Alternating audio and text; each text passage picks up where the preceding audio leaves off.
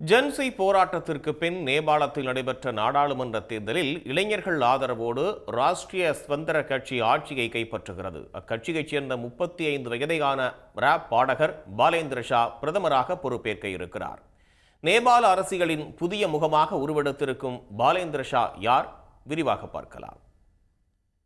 April 27, 1990 ஆண்டு காத்மண்டுவின் நராதேவி என்ற இடத்தில் பிறந்தார் பாலேந்திரா.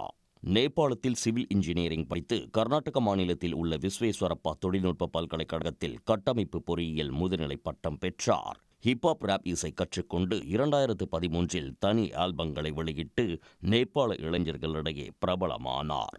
நேபாளத்தில் 1/3 பங்கு இருக்கும் மாதேசி பிரிவைச் சேர்ந்த மைதிலி மொழி பேசுபவர் பாலேந்திர ஷா. சமூக பிரச்சினைகள், ஊழல் உள்ளிட்டவற்றை மையப்படுத்தியே இவரது ராப் பாடல்கள் இருந்தன. நகர்ப்புற சீரழிவு, நிர்வாக தோல்விகள் குறித்த பாடல் வரிகள் நேபாள இளைஞர்களுக்கு புது ரத்தம் பாய்ச்சியது. இவரது பாடல்கள் யூடியூபில் லட்சக்கணக்கான பார்வைகளை பெற்று இளைஞர்களின் முகமாக மாறினார். இந்த சூழலில் 2022 ஆண்டு நடைபெற்ற காத்மண்டு மேயர் தேர்தலில் எந்த அரசியல் பின்புலமும் இல்லாமல் சுயேட்சையாக போட்டியிட்டு தேர்தலில் வென்று அரசியல் கட்சிகளுக்கு அதிர்ச்சி கொடுத்தார். மேயர் பதவிக்கு வந்ததும் மலைநகரத்தின் முக்கிய பிரச்சினையான கழிவு மேலாண்மையில் கவனம் செலுத்தினார். ஊழலுக்கு எதிரான கடுமையான நடவடிக்கைகள், பள்ளி மேம்பாடு, வரி ஏய்ப்புக்கு எதிரான நடவடிக்கைகள் என அதிரடி காண்பித்தார். இதனால் அரசியல் கட்சிகள் உருவாக்கிய கட்டமைப்புகளை எதிர்க்கும் குரலின் முகமாக மாறினார் பாலேந்திர ஷா. நேபாள அரசியலில் மண்டிப்போன ஊழல் அரசியல்வாதிகளுக்கு எதிராக சாட்டையை சுழற்றும் விதமாக நேபாளத்தில் கடந்த ஆண்டு ஜென்சி தலைமுறை வெகுண்டெழுந்தது. அரசியல் கட்சி அலுவலகங்கள், கட்டடங்கள் சூறையாடப்பட்டன.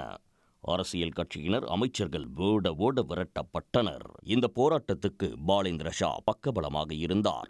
போராட்டத்தின் முடிவில் KP சர்மா ஒலி தலைமையிலான நேபாள் கம்யூனிஸ்ட் கட்சியின் ஆட்சி கலைக்கப்பட்டு அவர் பதவியை ராஜினாமா செய்தார்.